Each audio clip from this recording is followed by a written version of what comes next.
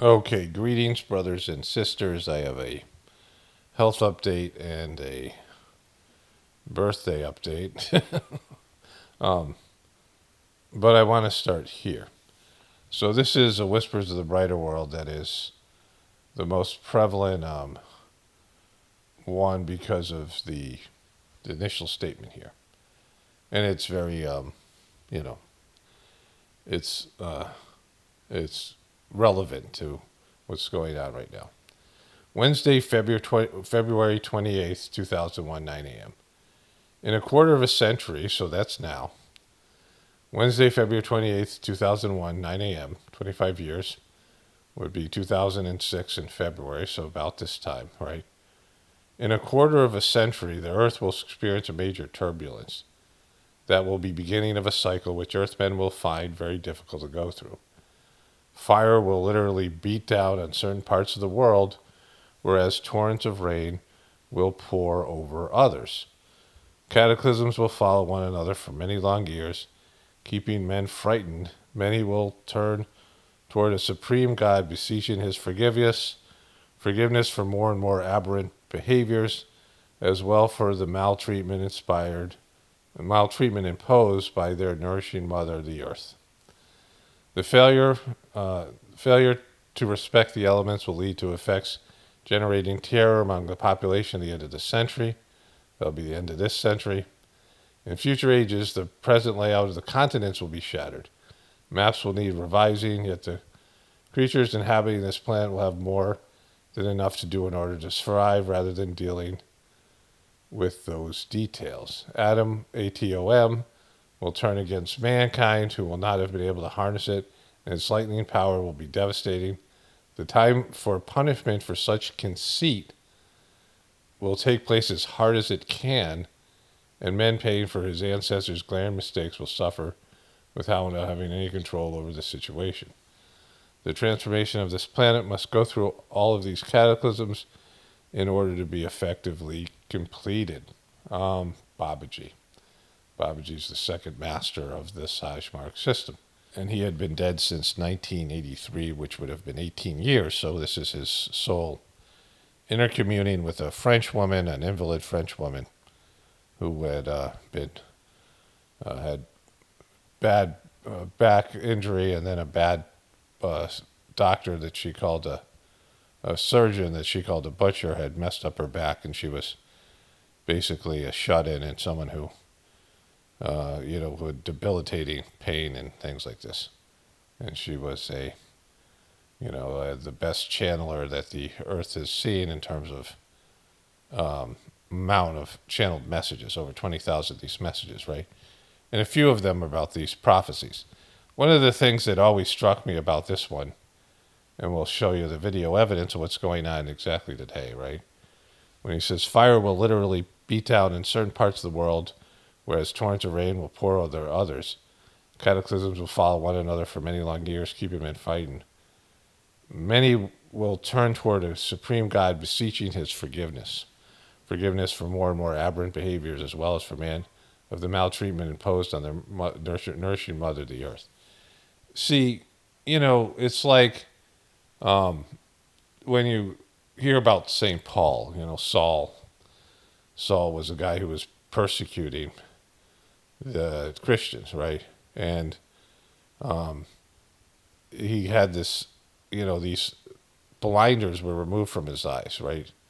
He was knocked out from his horse. Now, Master Charji, Babaji's successor, said he had a visual memory of this because he was St. Paul in a past life.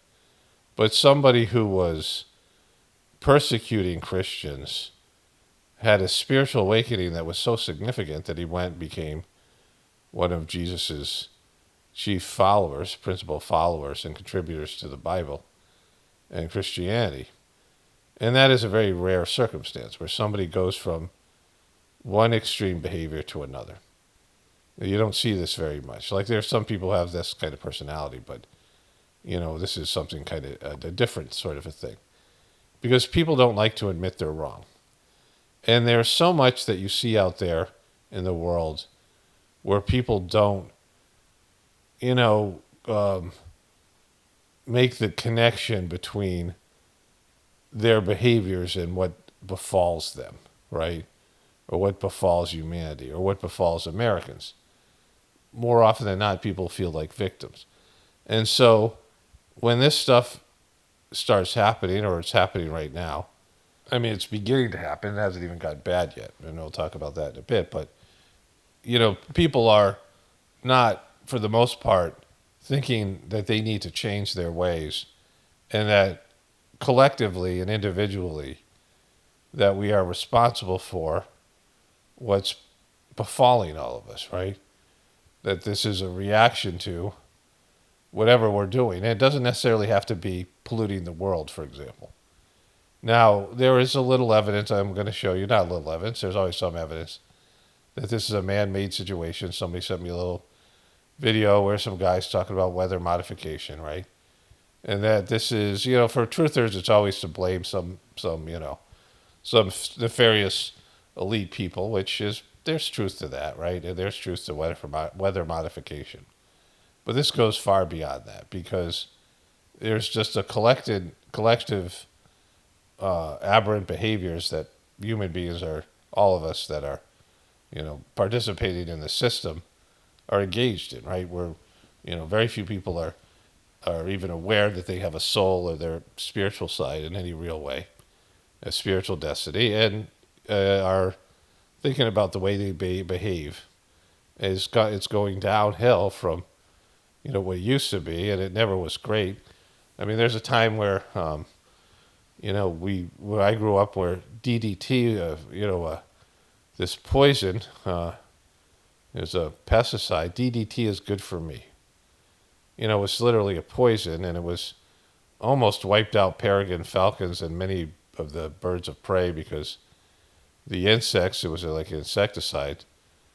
Like pigeons would eat the insects and get some of this insecticide, and then falcons and other birds of prey would eat the pigeons and other smaller birds, and those birds they would get this DDT in their system from the birds eating the bugs, and the birds of prey eating the birds, and then their eggshells were so thin that they couldn't have very young, and they were down to hundreds of them.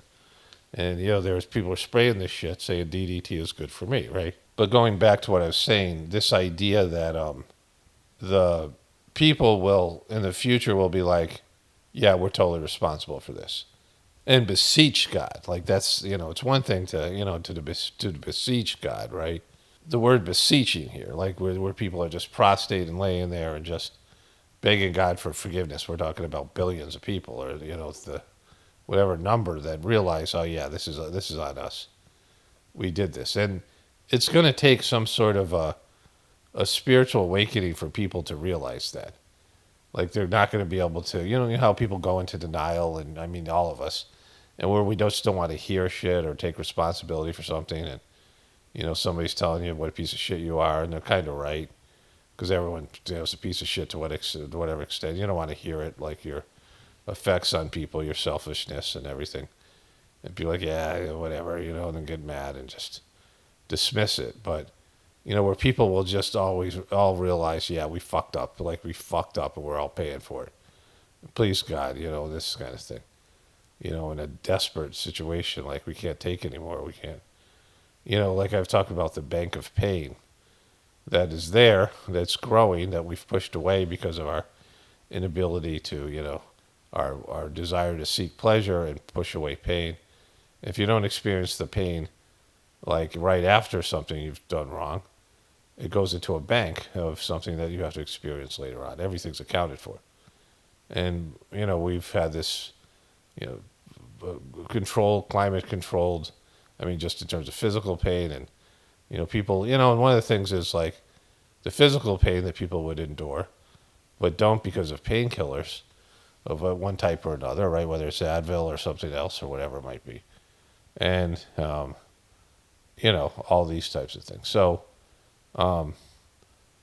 the physical pain is there to make people like feel stuff that, whatever it is, like just, it's not necessarily a punishment, but it's a awareness of whatever. So a little dose of pain is good for you. It makes you appreciate things, makes you humble, it makes you, just all of it. Like it's just something that's there. But when you deny the pain and you dismiss it and you push it away, and then you have to experience it all at once. People do this in their personal lives with life, at the end of at the end of their life, there's all this pain that they have to suffer, debilitating pain, and people go on fentanyl or whatever it is, and that's physical pain. But then there's the emotional pain of a life lived poorly. And so, again, this is let's just show you what's going on. Let's go to the video clips here. Okay, let's start with the fires, because that's what the first part was. Fires will pour down on some parts of the earth, whatever it is, the exact quote here. I can read it. So the first part is, fire will literally beat down on certain parts of the world. And so that's this here happening. In Southern California, wind-whipped flames carving a brutal path. The Madre fire exploding over the past 24 hours, scorching a massive area 2 hours north of Los Angeles. Air tankers doing their best to corral the flames that have now burned more than 70,000 acres. Crews working 24/7. This water drop. So we know that there's been fires there forever. This is part of the living in the West because it's dry and it's, it has a lot of ponderosa pines and brush and shrubs that are very flammable. It's a constant problem when you live from, that whole area, New Mexico, Arizona, Utah, and over from there to California and the upper Midwest. It's an issue. Dry summers and fires, all the way down to Texas. So this has been an ongoing problem, but it's been worse. Of course, all the California fires of last year that hit LA. And, there's just so much stuff that can burn, but it's burning. And this is just the start of it. Because, what I was talking about, or what's in the Whispers of the Brighter World, really hasn't begun yet. Like, this is post-nuclear war stuff. I mean, Adam will ruin this world. What I read you, there'll be a big event in, the end of this year, beginning of next year, whatever. And then from there on, it'll be worse. Like, it'll just, so some of this will be because of nuclear radiation and some of these other things, right? The planets shifting, the poles reversing themselves, that's part of it, according to these Whispers of the Bright World prophecies. You can look at, and there's some part of my channel that I'll hopefully remember to do this, but I'll include it in the description box, that video. I'll put it towards the bottom in my upload defaults. As soon as I get done with this voiceover, I'll go do that. But it is, a series of messages, the professorial messages, and there's more that aren't a part of that section. It came in the first volume of the book. And so this is the first part of that. You can listen to all of them. There'll be you can look up Whispers. You can search on my channel for Whispers, and it'll be the ones in Whispers Prophecies. And if not, like I said, I'll put it towards the bottom of the upload defaults in the description box. But this is the fire part, right? We see the fire part. Here it is, all this stuff here. And that's the fire will literally burn down in parts of the world. Whereas, some other places, it'll be rain when flooding, and then there'll be something else somewhere else. But this is where it becomes very intense, and I want to talk about this. Let me show you all the stuff here first. So we'll get back to Texas. Texas, there's a video, and hopefully I find it was on CNN. It's the water rose like 23 feet in 20-something minutes, like crazy amounts of stuff, right? But this is North Carolina, which is just recovering from. To get to some other headlines, too, including over on the East Coast, where you've got this tropical depression, Chantal, that brought a lot of rain, bringing flooding to North Carolina. We've seen rescues there, too. Look at this. That's a house. I mean, that's water up to, like, the window of that house there. The Durham Fire Department, and you can see some of these cars here, too. The Durham Fire Department says they rescued something like 80 people through boats. A lot of other people had to, self-evacuate, walk out under their own power here because of relentless rain, triggering record-high flood levels nearby. North Carolina's governor says about 120 roads in the state are shut down because of the flooding. Now, we know from that hurricane, the last hurricane, which I should be able to remember its name, was, it's going to cost as much as $120 billion to repair that. And then, let's see if it goes back to this area here. That's crazy amount of money, but the hardest hit is North Carolina that's got $30 billion worth of repairs. And I'm aware of some roads in North Carolina that I drive on infrequently when we're traveling. And there is, there's still, I'm like, how are they ever going to fix this thing? It's going to be years. And so it's already hitting to the point where America won't be able to afford it, right? There's going to be $1 trillion in disaster relief already, like whatever's going on, the Texas flooding. I mean, this is, the fires. I mean, it probably was $1 trillion last year, and then, I mean, they don't have enough crews, right? Crews have to come in from other states, but then those states are suffering. So this is the part of let's go back here. So this is the part of the Whispers of the Brighter World message that says, fire will literally beat down in certain parts of the world, whereas torrents of rain will pour over others. Cataclysms will follow one another for many long years, keeping men frightened. Men will turn toward the supreme God, beseeching his forgiveness for more and more aberrant behaviors, as well as for the maltreatment imposed on their nourishing mother, the earth. Well, the beseeching hasn't happened, right? The beseeching God for forgiveness has not happened yet. Just rising to at least 104 after the catastrophic flooding in central Texas. Tonight, that region is bracing for more flash flooding. They're anticipated that it's going to be more flash flooding through these next hours. Right now, a flood watch is in effect.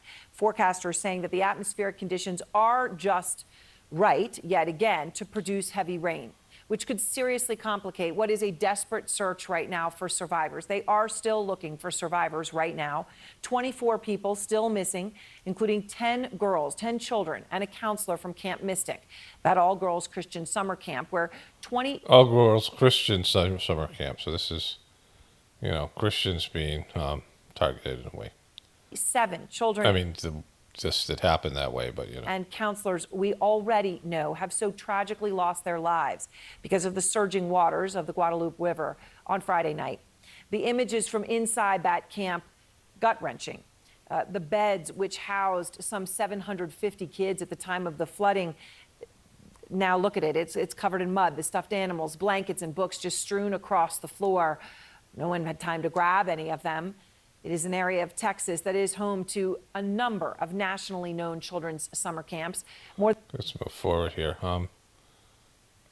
So again, according to these Whispers of the Brighter World messages, most of this stuff is like we're at the prequel to these cataclysms, these upheavals, as they're referred to. We've had them more and more each of the last couple of years. And you would say, well, people will blame global warming. Other people will blame weather modification. I'll cover some of that. There's the rise of the river. See how fast it rose? Like it just came out of nowhere in a short period of time. Houses going back and forth. And we'll get more to this Texas thing. But, this Whispers of the Brighter World message, this is, look at this motherfucker. How do you like this guy being in charge of something? That guy. And so, in terms of the Whispers of the Brighter World, this is stuff I had. If you see my flood video, these dogs were stuck on these walls, and they couldn't go anywhere. They were in threat of drowning. So, all this stuff. But, this really hasn't begun yet. And we're not going to be able to keep up with these things that are just going to take away people's homes, people's roads, people's services, right? This is, again, whatever you think it is, it's happening. Whatever the cause is, whatever you want to attribute God's wrath, global warming for some liberals, some, weather modification or whatever you think it is, it's going to happen. And we're already fucking broke, right? We have nothing. I mean, we were just broke. And so let's go to the next thing here.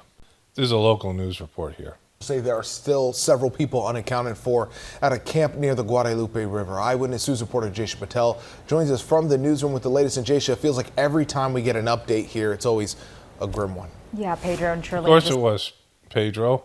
It's heartbreaking to hear these numbers. I mean, we'll get to this one guy, just Joshua Patel. We know Kerr County was hit the hardest with at least 84 deaths, including, crews said, 10 girls. And so, like this Whispers of the Brighter World stuff, they all got the worst. They got all these stock footage. It's going to be overwhelming. At some point, people will be like, we don't have control over things. With all of our machines, with all of our money, with all of our engineering and architectural knowledge and things, we just won't be able to deal when these things start to implode. Like you're just going to lose shit. It'll be like you're never getting that back. There are roads that are just so hard to work on. There's some in North Carolina mountains. There's places where it's just really hard to work there, and they just won't have enough crews. There won't be enough resources. There'll be just, all these types of things. And so, this is what's up, right?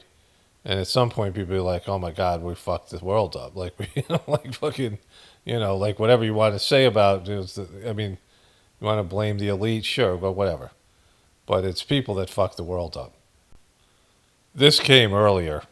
Continue to follow breaking news out of Central Texas. With this hour, a desperate search and rescue effort continues for dozens of people missing after floodwaters inundated an area north of San Antonio. Among the missing, 27 young girls from a Camp Mystic, one of many summer camps along the Guadalupe River. And this morning, another round of heavy rainfall triggered more flash flood emergencies in the region. Hundreds have been rescued, including this person who was clinging to a light pole. They always try to get you to like, oh, wow, this is great, right? There's always got to be USA stuff. But, nature is fucking brutal. Like if you go to the ocean when it's really wavy, and the ocean throws you around like a rag doll, there's times where you get humbled by your smallness, right? Winds that can knock you off your feet or whatever. We had a derecho, my first marriage in our farm, and my son was camping out, and my ex was camping out, and I was outside working, and my son was setting up a tent, my oldest son, and out of nowhere, 100-mile-an-hour wind just came, and it was fucking crazy. And it lasted, I don't know, a minute. And it was gone. Like it never happened. But we were outside, we were like, fuck, right? And we hear about this thing called the derecho, that's what it is. Certainly tornadoes, a much more severe situation with that. But, it's nature and things are difficult. And there's just things that you can never really repair or, fix or bring back if you get these knockout blows after earthquakes, tornadoes, any of these number of things, right? Flooding, drought, all this stuff, fires.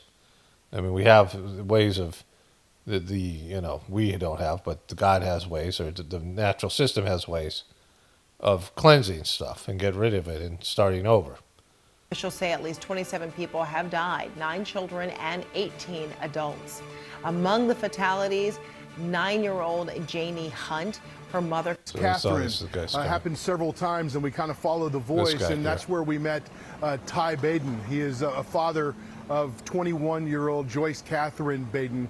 His daughter had come out here to spend the July 4th weekend with 3 other friends in a home just along the river.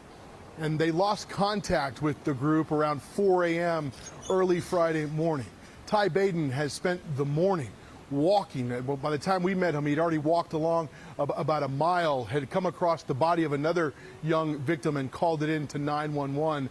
And this is a father desperately searching for his 21-year-old daughter in hopes that he would stumble upon a miracle. Your daughter was here with 2 friends? Yeah, 3. 3 friends? And so it's 4 of them? Correct. And she and the young man, they went to elementary school and high school together, and one of her friends, Ella Cahill, that's her boyfriend, Aiden is.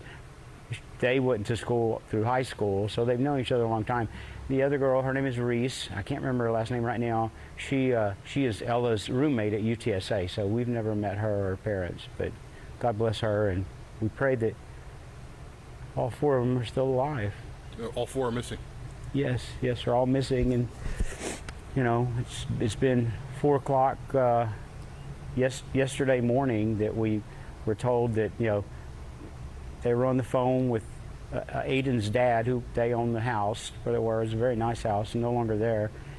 And Aiden said, hey, I've got to go. I got to help Ella and Reese. So he gave the phone to Joyce Catherine. Joyce Catherine said, they just got washed away.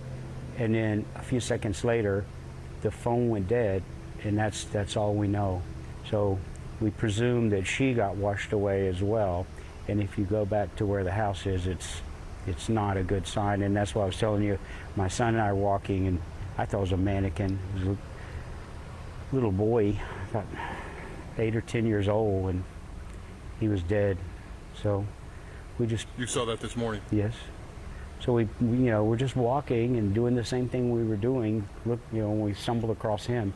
But hopefully we can find our children, our daughter and her friends, alive. So anyway, I ask you if you would pray, and whoever watches this thing, pray. We got to get... Now, it's a heart-wrenching thing, the guy listening to the guy. And, he's going through trauma. Finding that little kid is a trauma. Like, just finding a dead body of some little kid would be a traumatic thing. When you're searching for your daughter's basically dead body, it's even more so, right? And then, all these things, and having that story about the phone call and all those things, right? These people are going through their own personal apocalypse. These are the apocalyptic events. But, prayer works. And, but I said earlier, pray we get what we deserve. That's the real prayer. Pray to accept God's will. Pray to accept our, righteous fate. But, of course you're going to pray for something like this. You're going to, after the fact. But, pretty much they're probably dead, right? Like he knows it and everybody knows it. Prayer is going to make a difference to something that's already happened. They're not going to bring her back to life, right? And so, and it's just, this is just the beginning. There was this movie, it starred young Tom Holland, the guy who plays Spider-Man, and, a couple of other famous English actors. And they were in Sri Lanka when the tsunami hit. And the family, it's like, it's whatever the name of the thing is like, it's like The Unbelievable Story or something like that, the name of the movie. I'll look it up in a second. And it's, it's, you can't believe that they survived, the family or whatever. Spoiler alert, but it's in the title. But, what they went through, at least what the movie said they went through. But, in general, when this kind of thing happens, almost everybody dies. It's the debris that hits you. Like, even if you're able to swim, you're getting pummeled by, fast-moving logs and houses and trees and, parts of everything, branches and all that shit, right? Anything that's floating, anything you're getting pushed up against stuff. So, even if you could stay above water, and plus the movement of the water makes it harder. And, you get knocked down and you're worn out and you drown. But, like I said, it's just the beginning. Like, that's the bad part about something like this is that, people still feel like we're in control. And there'll be a point where we don't. Like, we'll be like, holy shit, like everything's falling apart, right? Remember the barges were hitting, people were being, barges were hitting bridges and, hacking and things like this. Okay. So I wanted to cover the Jeffrey Epstein stuff, but that seems to be something that I need to lead with tomorrow. Today's Tuesday, July 8th. So what I'm going to do is I'm going to do my health update here and something else I was going to say. Well, maybe I can remember it, maybe I can't. But there's something I was going to lead with, but I'll come back to that. It'll come back around at some point. So, the the idea of a changing world, like nobody really wants it.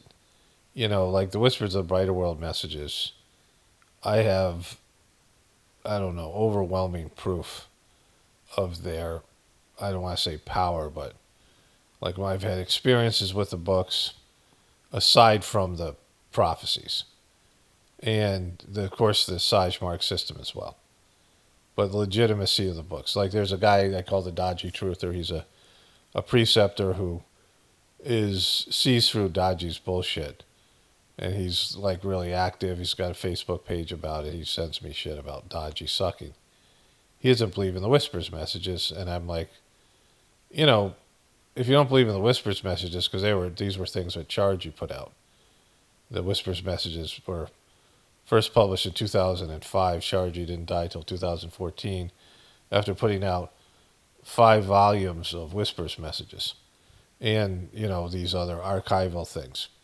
And Chargy was really into it. And if he got duped on that and then picked a shitty successor, then then he sucked. Like at least he wasn't what we thought he was. Like this kind of thing.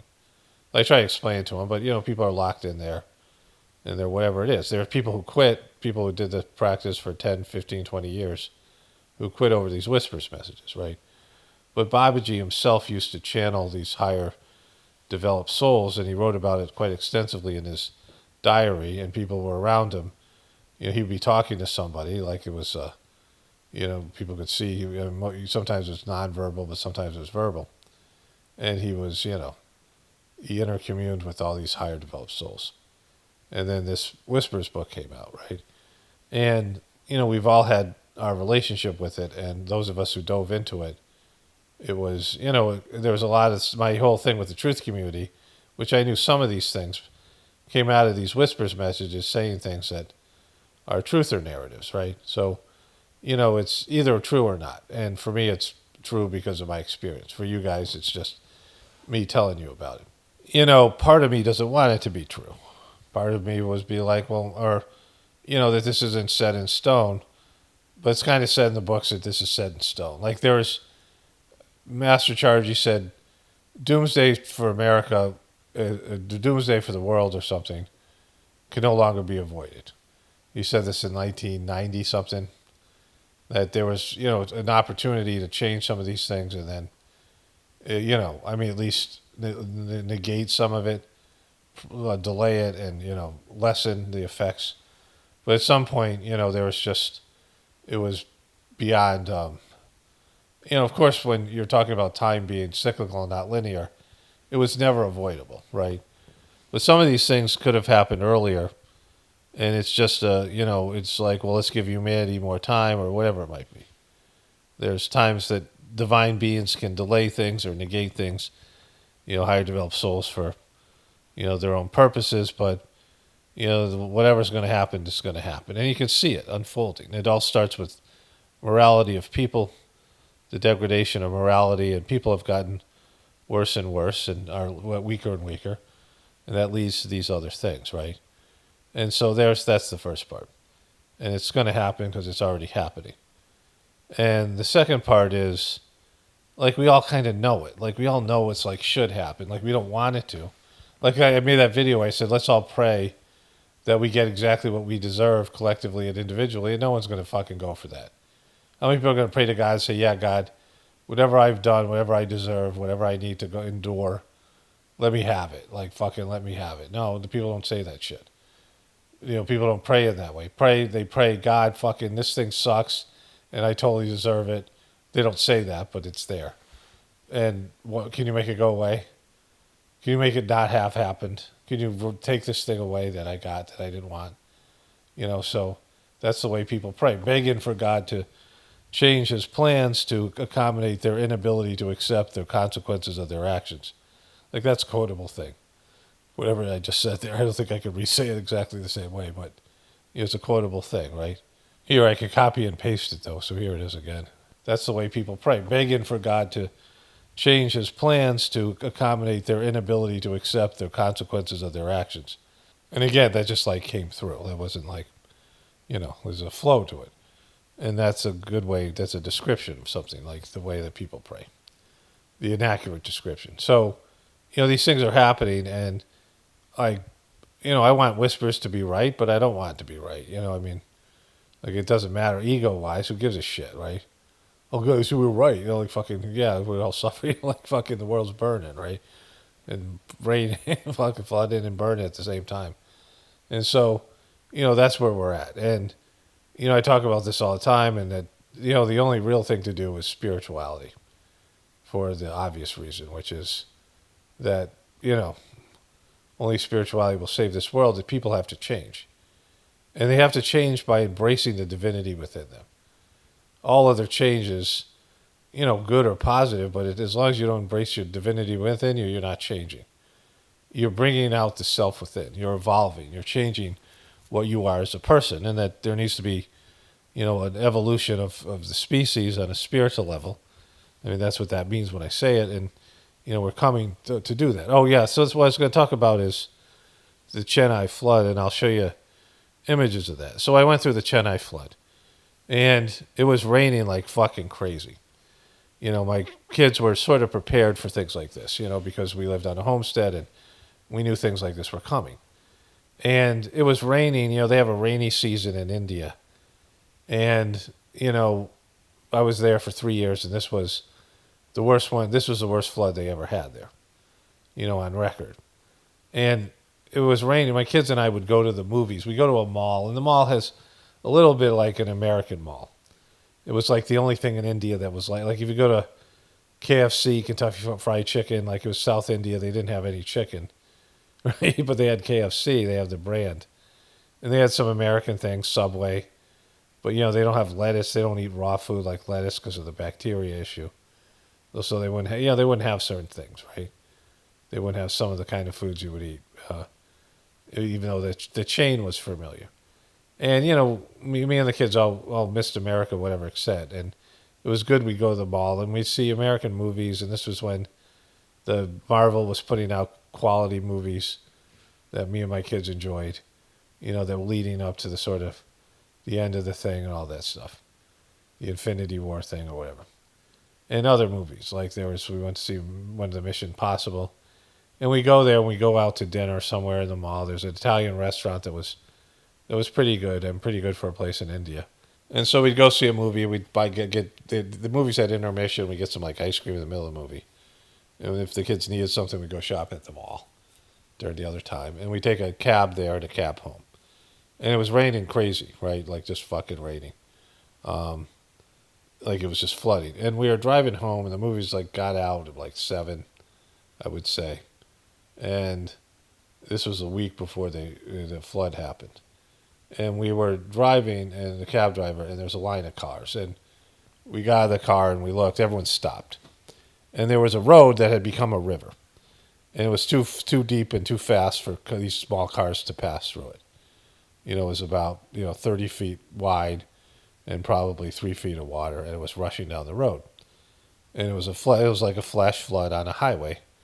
And the road had become, which we had seen when the actual flood, the roads can become rivers, right, where it's just a pathway, an unobstructed pathway for the water to flow down this road. And so, we sat there till it was raining sometimes. We'd get back in the car. It was like a small car, so there's, I think all 4 of my kids were there. Sometimes my daughter wouldn't go, but one of the kids wouldn't go. But usually, we all went. Or sometimes we went all went. And I think we were all together. And, I said to the kids, all right, you guys, tomorrow, because we had to walk to these grocery stores that were kind of like 7-Elevens, small grocery stores. So like, everyone go get water. Like I gave everyone, whatever money, the kids had money, Indian money, rupees. And I said, go get water and get whatever foods that you think we need. Because, the power had already gone off, electricity had gone off. And I'm like, this is, things are going south here. And so we got home at 2 a.m. So I told the kids that. The next day, everyone went out, and we carried as much stuff as we could carry home. Sometimes we take rickshaws, but this was just like everybody walking to the store and loading up on stuff, right? Because I know about shit like this. So, we were aware of this. And, then the flood hit. And I woke up, and I had a migraine headache. And I was going to, throw up because, sometimes it happens. And we had these drains in the bathroom. Like, the bathroom would be all tiled. and there'd be a shower with no shower curtain and no definition. There would just be a hole in the middle of the floor, and everything would wash into the hole. It was a good way to clean. The bathroom was easy to clean because of it. And water was coming back up through the hole. And I'm like confused. And I go outside, and there was people who lived in this apartment complex that did the meditation. I didn't really know any of them yet. Like, I saw them. We were like I knew of them. And one of the women came up and goes, "What are you going to do with your family?" I said, "I don't know." She goes, "It's flooding." And the water was about an inch high, and it was rising. And I'm like, it's like 5 in the morning, 6 in the morning, like early. And she goes to me, "What are you going to do?" And I'm like, "I don't know, bring my kids to a hotel." And she's like, "There are no hotels, right?" And then it struck me we were fucked because all these people had, whatever they had, relatives in different areas or whatever it was. And the water rose to 3.5 feet in the next hour. And shit was floating by us in our apartment. Everything was floating. I'll show you a video clip of some of it, as the days went by. And, it was an interesting thing to go through. And it was a week before the water, 2 days and the water was receded. But it was a week before, we were scheduled to fly out to Sri Lanka to get our visas renewed. We had to do that every 6 months. And then we couldn't do that. And, all these other things. Like there was flooding, the damage that was done. And we didn't have electricity, internet, or water because we had a bore well, and they would pump the water up to the roof. And then the water would come down from the roof. So it was this thing that would constantly happen. And this river that had flooded, there was open sewers and all kinds of, it was just disgusting. And all that got into the water lines. So it took them a week before they restored any sort of power. We had to be evacuated for a week. We missed our flight. We went to Sri Lanka and we came back, and the place still was a mess. We had to clean it up, and it didn't recover for a month. And and that was, some people lost everything. Like it was, we were lucky in that sense. There are people that their lives were never the same. They lost, family members. There was people that lived in small huts along the river, and they were washed out. And there was, whatever the death toll was. I just asked ChatGPT. It was between 247 and 300 something people. So they don't even know. And it's so inaccurate there. They don't have this was a city of something like 25 million people, depending on how you calculate this, the boundaries. And 4/5 of the city was flooded. And 3 million people were displaced, homeless, lost their homes, this kind of thing, right? And you just, you just don't recover. Like those people were already living below the margin. These were impoverished people. And you have these things that happen to you physically or, whatever it is, right? Disasters, and you just can't recover from them because they're not recoverable, right? They're beyond your ability to deal with. And so, I just want to segue into my health thing. I talked about this yesterday. So today is Tuesday, July 8th. I'll do the sitting in a bit. So, I experienced some health issues. I had a really good birthday. Like, it was just, I felt good all day. I was, like, the birthdays for me are, I had issues when I was a kid.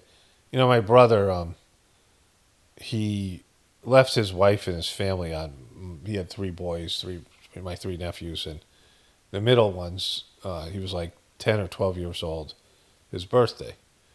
He just, left his wife for another woman on his son's birthday, which is a fucking, obviously a dick move, which my nephew has never really recovered from it.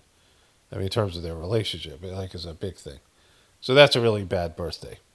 The birthdays that I had that were bad, my parents would, it was just like the idea that, they were so selfish, my parents, and so incompetent. They would build it up. Like, I would know. When you're a little kid, you don't even know. Like, how many kids know what date it is? Like, are marking the day. You only know because your parents say, "Oh, your birthday's coming up," right? And then, would head into there. Like, I would know because, July 4th, I would be like, "Oh, my birthday's in 3 days," right? But, I didn't care about shit. Like, I remember not caring about stuff. You knew Christmas was coming up, and, it was a big deal because it was, your family was making it into a big deal. And, my parents were just incompetent. Like, there's a time, like, my mom said, "What do you want for your birthday cake?" And I didn't give a shit, right? But I said anything but strawberry shortcake because I somehow didn't like that. We had it, and I didn't like it. And so I said anything but that, right? So it could have been any other cake, and then she gave me that cake. Like, fucking, like, I mean, was it like, are you fucking, is this a psychological torture, or are you just that fucking stupid and incompetent, right? And there are things they would ask me, these things that would happen. They would ask me for, like, what I wanted. And if I asked for the Coleco version of something, they'd get me the Mattel one. Like, it was like, it was always the wrong thing. I remember one time they, I was really young. I was like 5 or 6, and they had put candles that, when you blow on them, they relight. And I'm blowing on the candles, and, there's kids there. Like, there's other people. Like, they fucking, we had kids over or some shit. Neighborhood kids. And I'm trying to blow out the fucking candles, right? Because of a stupid fucking thing that you get a wish, which is fucking bullshit anyway, right? And so, like, lying to your kids. And the candles kept on relighting, and I realized everyone's laughing at me. Like, like I'm the fucking butt of the joke. And, like stupid shit like that. So, it was almost like a humiliation thing. And some of it, my dad was just mean and, whatever, narcissistic and selfish and bad energy. And my mom was worried and incompetent. But, like, they just, and then I got chicken pox and my parents built a pool. It didn't give me a present that year. My present was a pool that I didn't ask for, didn't want, that we only used for 2 years. But they had to put in a fence so the neighborhood kids wouldn't drown in it. And, like, I came outside and they said, it wasn't ready on my birthday. So I didn't, like, get any kind of present. And I had chicken pox. So it was like a fucking bad year. That's why I had chicken pox when I was 7. And I came out and they said, what do you get? And there was like this metal ring on the ground. I go, oh no, we got an ice skating rink, right? And they're like, no, it's a pool. And I'm like, fucking, it was one of those round, above ground pieces of shit pool that we, like I said, we used 2 years and then it just remained like it was like a big circle of the fucking yard where a pool used to be. And like, then my dad was too cheap to, like he said, all right, this is the way I can screw this kid out of a present and still get a pool for the family because he wanted to get one. It was like a fucking Homer Simpson present. And so the issue was they would build it up and it would disappoint me. Like I would always be disappointed because you're looking for a special day that's not, right? And I mean, they fucked it up and it could have been better. But even in that, some days on your birthday it just sucks, right? Like some days your dad leaves your fucking mom for some whore, right? Like for my nephew, I mean, people have bad fucking birthdays and it just becomes a shitty day, right? And I tried to make my kid's birthday, birthday's good, and they, I mean, they're not aware of my birthday and haven't been. Like we went out to dinner like 3 years ago and my son was telling a story of me not chopping up a salad properly. Like I didn't chop it up great, which my kids often brought up. And I'm like, you know how many fucking meals I cooked you ungrateful fucks? Right? So, I mean, lack of appreciation and gratitude and awareness. And so, I don't think there are special days like that. Your wedding day, when days the kids are born, some days it goes great. Some days it's a hard day, right? Like some day it's, you're worried about, I mean, there's some issues. And so, what I've learned is like not to anticipate anything. That's part of the Sajmark teaching. Don't expect and thou shalt not be disappointed. As a Charji said that it's kind of a biblical, in a jokey biblical way. Expect not for thou shalt not be disappointed. And that you have anticipation of things and it could be these floods and these things, the biblical things that are happening, like the apocalyptic things that are happening, that you're not guaranteed anything, right? Like, everything's subject to change. And, we think we experience change and destruction as something bad, but oftentimes it's something good. And so in that, I had this weird thing with the tooth. And we, called the dentist. And my tooth, I've had good days and bad days. And yesterday, the day before my birthday on the 6th, it was a bad day. My tooth was pulsating and it was swollen. The gum was swollen. And I looked up to see what an abscess was and what, and there was some possibility it was an abscess. I don't feel like that now. And what would happen if you let it go? Losing my front tooth would be a fucking nightmare. That just, sucks. And then, all the possible bone loss and infection that can go into your heart. You could actually die from it, right? And root canals, like, it's just not an option because I believe root canals are really bad. So, I've had this before. My son got dengue fever, and it was bad. Like, dengue fever is something that the way your body gets rid of a fever is your body heats up and kills whatever the virus, whatever's causing the fever. Your body has to heat up to kill it. And so that's why you get a temperature. But with dengue fever, you have to get a temperature of like 105, 106. And your blood vessels start falling apart. And you like in India, they eat papaya leaves, which is really disgusting. But my son was able to eat them. And my son was, in the middle of the night, he started thrashing around. Our other son, his older brother, woke us up, and, my son was having, convulsions. It was fucking scary, right? It's just bad. And it was okay to get through that one, but there's 4 versions. And if you get a different kind of dengue, like you're immune to it, he's immune to one strain. But if he gets a second one or a third one, right, it's bad. And during that time, I got really sick. I was really sick, wiped out. I could barely walk, could barely leave the house. And I had a fever of different times. And it just was totally forgotten about because we were so worried about my son who had something that was life-threatening. But it went on for like a month. I was sick like for a month. And at one point, both me and my ex came to the conclusion I had tuberculosis, which is a fucking nightmare. And I was going to get tested the next day. And I woke up and I'm like, I had this really thick mucus and stuff, and it all disappeared. I was like, it's like gone. I'm like, I don't have it anymore. And I went to get tested, and they said, they said I had this thing that was associated with hospitals. It's like Stegosaurus, something like this. I just looked it up. ChatGPT couldn't say it. But it was something that people got when they were in hospitals, and they just started getting better. And had I gotten TB, it would have been, this is, the divorce was about to happen, and I was going to be alone with my kids, and it would be years of me being weak and being basically quarantined, and a fucking nightmare, right? You can't travel. It would have been a whole fucking disaster. It would have been, I had a couple of knockout blows that are coming, that, family, intergenerational family farm, our family fell apart, our dream of all these things, the divorce and, just being ostracized and just all kinds of shit. So I was going to go through a tough time.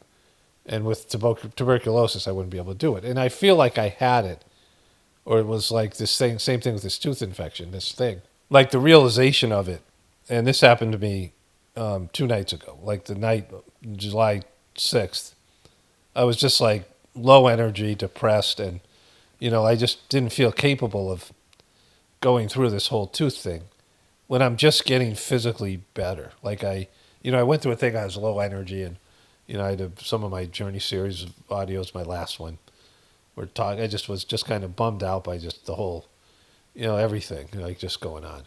And, the futility of it all, right? Just toiling until, it's toiling in a dying system. And just people not, I'm in the change business, and that's just not, the YouTube channel and everything and all of it. It's just kind of a bad time when I think about it. And, I had these heart palpitations, and my wife and I got ivermectin, and I started taking that. And I'm going to do a parasite cleanse. Again, I'm not recommending anything, but I just feel like there's just some level of leftover stuff from COVID. And like my health, I'm able to do so much more farm work.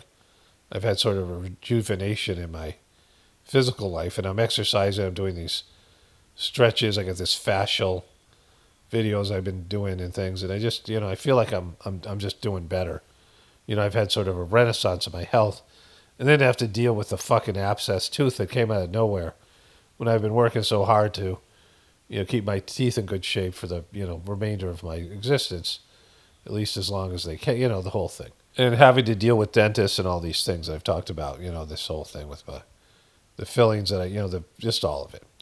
And I was just bummed. Like I was just worn out and tired. And I woke up and we called the dentist, and it just seemed like the thing got better. And it, seems like it's being caused by this, bite issue, and I have to figure out the whole Invisalign thing, which will be expensive. The whole whatever. That's fucking another sidebar. But I've had these things where, it seemed like disaster was impending, like it was just right there. Personal apocalypse. And I've gone through disastrous things that were hard to shake off and recover, but some things that would have been, there are things that can happen to you that you just don't recover from. Like you just too much. It's just too overwhelming. And I've been pushed to the brink a couple of times. I mean, certainly tuberculosis during, all the other things were about to happen in my life, and having TB would have been, it just wouldn't have been, it was bad enough. I got parasites and I lost a bunch of weight. Like I was really skinny when I got back from India. And, there's lots of issues, I've had that before. And so my health issues. The parasites happened years and years ago, but I mean, things like that. And there's times where it's just, you can handle it. It's as much as you can handle. And then there's just things that you just can't recover from. And I've been pushed to that brink where it looked like that was the case. And the next day is great. Like it's just, everything goes away. And that's what happened on my birthday. Like I felt positive about anything. We had a great day, my wife and I, and everything was good. And, just thought I'd talk about that. But that doesn't mean this thing that's about to happen to all of us can be reversed. It just will be how much we can take personally. Because it's going to depend on where you live, where your family is, for you, if you're, whatever. Your closeness to your loved ones and things, because, there's going to be loss of life, right? At least, at some point it'll be 7 out of 8 people, something like that, right? I mean, something crazy like that. So, whatever happens after that, it'll be different. I mean, something that we haven't experienced. Anyways, let me just wrap this one up here. I'm getting tired. But I'll cover the Jeffrey Epstein thing tomorrow, and I got a few more things that I didn't get to. But I have what is the quote here? So here it is, the end of this thing. There will be a beginning of a cycle. In a quarter of a century, the Earth will experience a major turbulence. That will be the beginning of a cycle which Earthmen will find very difficult to go through. Fire will literally beat down in certain parts of the world, where torrents of rain will pour down on others. Cataclysms will follow one another for many long years, keeping men frightened. Many will turn to a supreme God, beseeching his forgiveness for more and more aberrant behaviors, as well for the maltreatment imposed on their nourishing mother, the earth. So that's, there it is. Only spirituality will save this world. It's paramount, definitely important for the apocalypse. And the ascension, everyone have a blessed day and be grateful.